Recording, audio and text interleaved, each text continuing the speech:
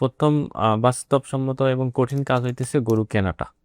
তো গরু কিনতে হলে ফার্স্টে হাটে যেতে হবে এবং বিভিন্ন দালালের খপ্পরে পড়তে হবে, এটা মাস্ট। তুমি একটা গল্প শেয়ার করতেছিলা যে যখন গরু কেনা হয় দালালের একটা খপ্পর আছে, এটা যত অভিজ্ঞ মানুষই হোক, গরু কেনার সময় আসলে কি করতে হয় বা কোন বিষয়ে খেয়াল রাখলে আসলে দালালের খপ্পর থেকে বাঁচা যায়?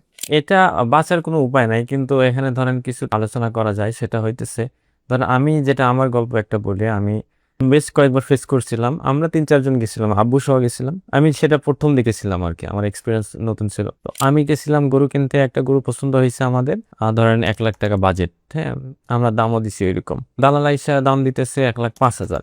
তো ওই সময় তো মনে হইতেছে না, যেহেতু একজন 5,000 দাম দিতেছে, তার মানে ওই গরুটা আমার নেওয়া দরকার। আমি হয়তো বা 1,000 বেশি দিয়ে নিলাম। মানে এমনকি আপনার সামনে এমন অভিনয় করবে যে গরু টেনে নিয়ে যাইতেছে আপনার সামনে থেকে, কিন্তু আপনার তো পছন্দ হয়েছে। আপনি তো প্রথম দিকে অতটা ব্যবসায়িক ভাবে মানসিকতা নিবেন না, ধরেন আপনার পার্সোনালি নিবেন যে না, আমি একটা পছন্দ করলাম, 1,000 বেশি হলেও আমি নিব। এইরকম আর কি অনেক সময় স্যাক্রিফাইস করতে হবে, যে আপনার সামনে যদি নিয়েও যায়, আপনার পছন্দ হইলেও আপনার বাজেটের বাইরে যা গেলে আপনি নিবেন না।